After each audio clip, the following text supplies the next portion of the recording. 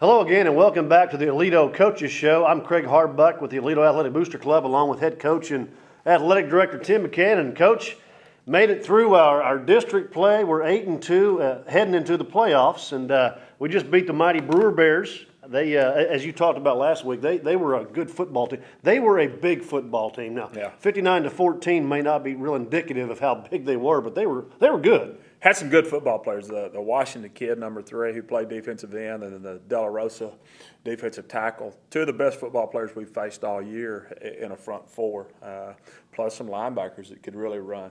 Offensively, the 34, their running back, he did exactly what we thought. He'd run the ball, he'd catch the ball, and he scored a touchdown. So yeah, he had over 100 yards rushing, right? Which I think that he pretty much had over 100-yard rushing nearly every game he played.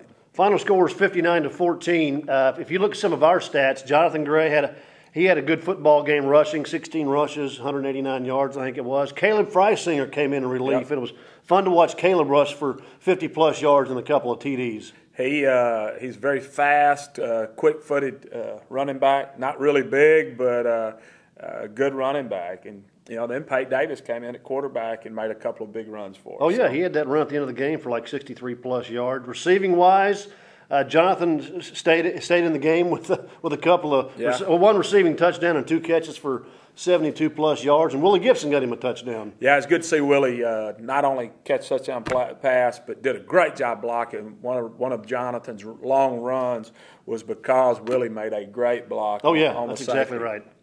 Yeah, if you have access to huddle, go to play 70 or whatever it was and watch that, because you're right, that was key. Which is, if you think about going into the playoffs to see, the receivers not just catching the ball but blocking and clicking on all cylinders is kind of refreshing. And that's one of the things, somebody asked me about Willie after the Stephenville game when he had 5 catches, 1 for a touchdown, maybe 2 for a touchdown. They asked me, what do you think about Willie Gibson? I said, well, when he starts blocking as well as he catches, I think he's a good receiver, and he's well on that. Well, there you go.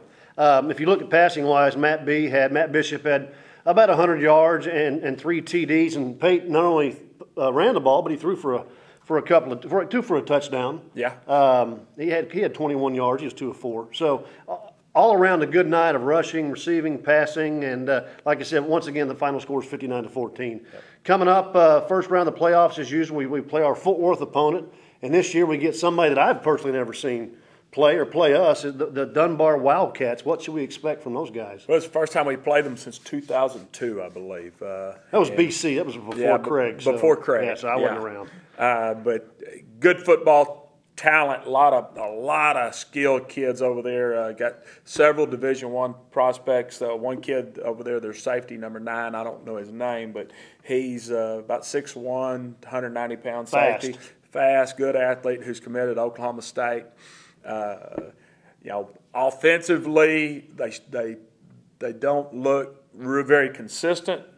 But when they do hit you, they hit you with a big play, whether if it be throwing the ball deep or popping loose and splitting you and go for about 80 yards because they are so athletic. But defensively, they spend a lot of time. You can tell they spend a lot of time at TCU learning that 4-2-5 defense and do a great job defensively. They held Fort Worth Southwest at 28 points, and Southwest is a very explosive offensive football team. Well, yeah, they got a kid on that team, a receiver that scored 6 or 7 touchdowns one game. So, it should be a good football game. It should be. We should win. We should win, but it should be a good football game. Yeah, we're going to be picked to win by probably 25, 30 points. Right. But, if we go out and play like we're supposed to, then we should win by that 25 to 30-point margin. That game actually, it's Thursday night. Right. We're going to host it here, which is awful nice. The game time is 7 o'clock, and the gates open 2 hours early. Right. So because it's I think a playoff game, they go ahead and open them 2 hours early. So get there early and come enjoy yourself at a game. It's general admission, general parking, so you're not using any of your ABC lot parking passes, or you're not using any of your season tickets. So get there. They're not going to allow saving of seats. Right. So get there, find your seat, go grab some popcorn, a cold drink, and a nacho, and then get ready to enjoy a football game. Just briefly, injury-wise, how's our friend James Place doing? James is going to be okay.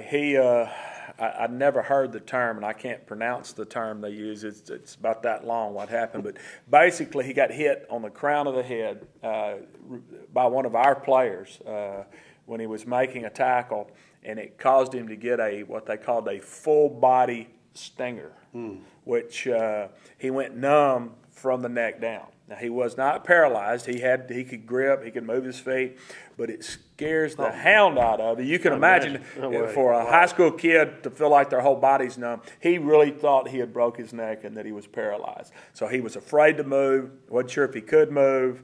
But by the time he got to the hospital, I think he realized, hey, it's not as bad as I thought it was. And by the middle of the third quarter, the doctor walked up and gave me the report. She'd got the report from the emergency room, said he's going to be fine, slight concussion, and he could probably play this week if he wanted to. Right. But we're going to hold him out this week, see how he progresses next week. Don't want to throw him back out there too soon. No, you just got to be careful with concussions. That's the only other one. Ben Joplin's still nursing a sprained ankle from the Birdville week.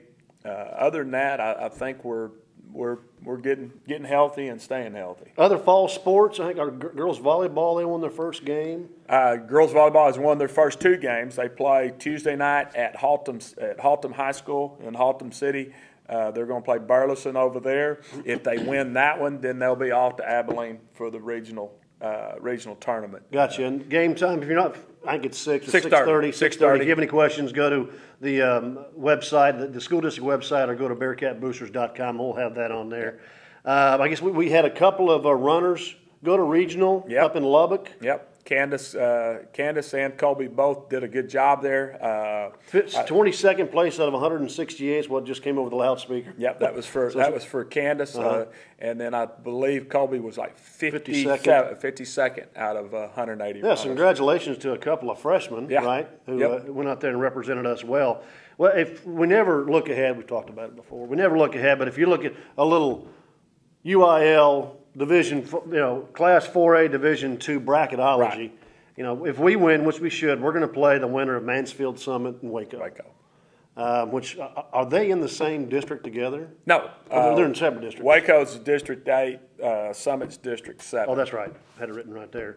Some familiar faces and if you look at Region 1, you've got Everman and Stephenville in there.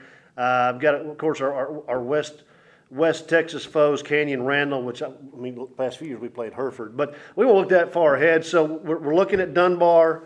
After that, we're looking at a potential matchup between Mansfield Summit or Waco. Right. Once again, the game is Thursday night.